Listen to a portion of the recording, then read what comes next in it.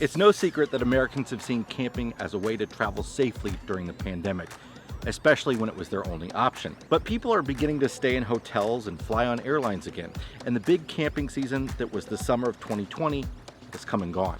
RVs are the hottest selling luxury item in America, even as the rest of the travel industry is decimated by the lack of customers. We know a lot of people camped for the first time this year, but we didn't know how many until now. I'm Jason Epperson with RVmiles.com and the RV Miles podcast, and I'm coming to you from just outside Tulsa, Oklahoma, in an Army Corps of Engineers campground, which are one of my favorite types of campgrounds to stay in.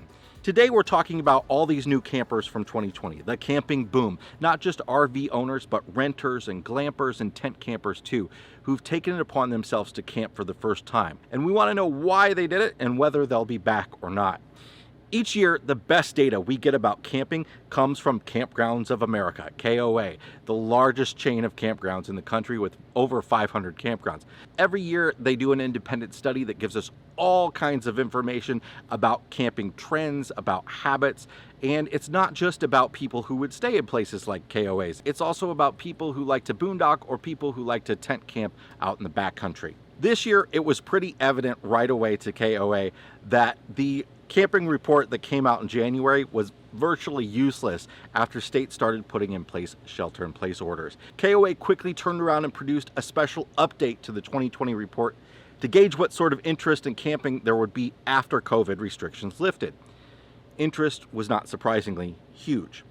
But now that the traditional camping season has ended for most of the country, KOA has issued another addendum to the study. And guess what? Their May predictions were well short of what actually happened.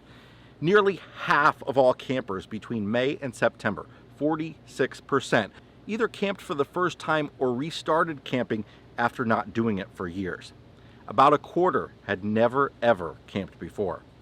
About half of all people, whether campers or not, ranked camping as a safe form of travel, while only about 7% consider air travel to be safe. The biggest reason they cited was, of course, traveling with your own private bathroom.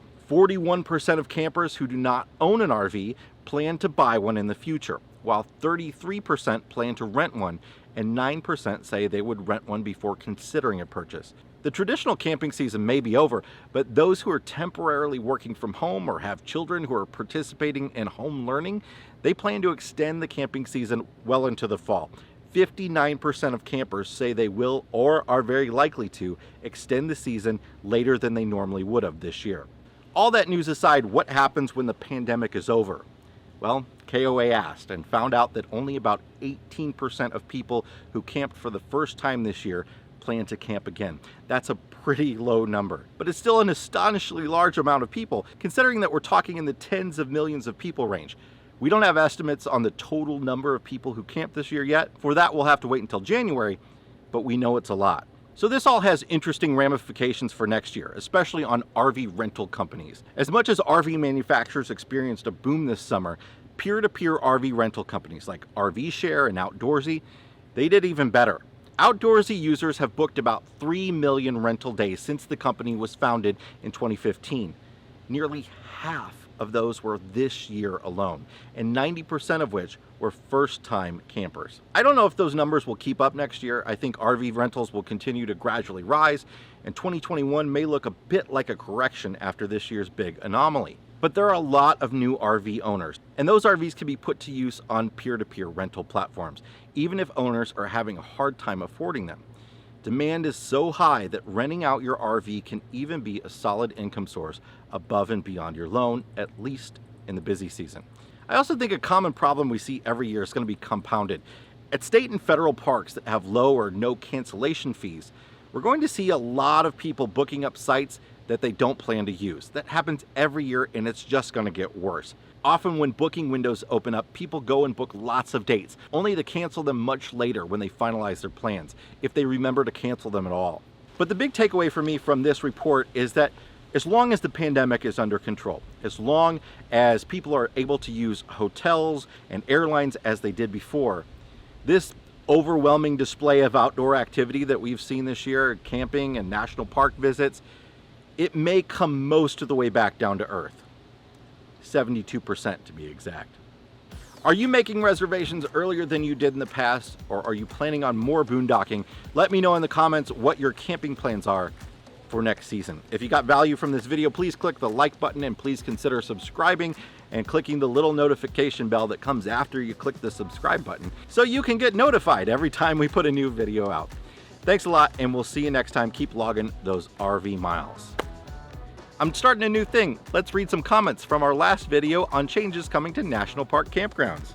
FYI, those Canada geese were actually sandhill cranes. You can tell by the distant sound that they make. Those birds sounded more like sandhill cranes. I agree with others, don't privatize national park campgrounds. Those were cranes, not geese, probably sandhills. Those birds sure sound like sandhill cranes, not geese. And thanks to the alert about NPS goings on, lots of you corrected me. Yes, they were sandhill cranes. I went back and listened, and they clearly weren't geese. There are geese all over the campground there on the ground, so I just assumed the flocks in the air were geese, but apparently they were sandhill cranes. But I'm not calling them Canada geese. I don't care. I'm from the Midwest. Everybody I know calls them Canadian geese. I'm going to continue to call them Canadian geese. Sorry. A lot of you don't want National Park Service campgrounds privatized, and a lot of you are happy with electric hookups and decent roads and level sites, and that's all you really want in a national park campground. I would like to see electric added better than listening to generators. Enlarging sites without taking away from the natural feel would be also nice. Those geese are speaking in crane. Yes, yes, yes, love your informational broadcasts. Keep them coming. We'll try to. I'm enjoying doing these videos, and I'm glad everybody else is enjoying that I'm putting them out as well. The response has really been incredible, so we're just gonna keep pumping them out. Hope they don't spend $500,000 on a single bathhouse. The government has a bad habit of overspending. Yes, they do. The government has a bad habit of overspending and underspending. Either they're gonna spend $500,000 on a bathhouse or $0 on a bathhouse and expect park maintenance staff to come up with random ways to make the bathhouse work with zero money. Somewhere in the middle is probably a good idea. I love national park campgrounds, don't want Wi-Fi and all that mess. Spacious, private, nestled in the woods. The natural environment is perfect. Shower and restroom facilities and fire rings are all that's needed. Extremely informative, Jason. No one has the pulse on these issues like you do. Well, thank you so much. I really appreciate that. But if not the RV, who else should step up and provide feedback and guidance? You know, we've got these agencies like the RVIA lobbying the government for things that they want to see that will help their industry.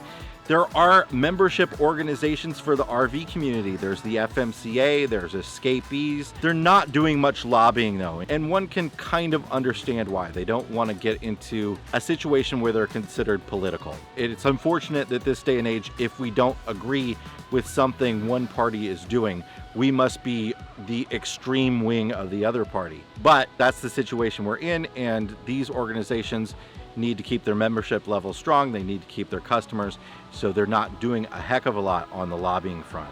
Please make sure to leave your responses to this video in the comments, and I'll try to read some of them on the next one. See you next time.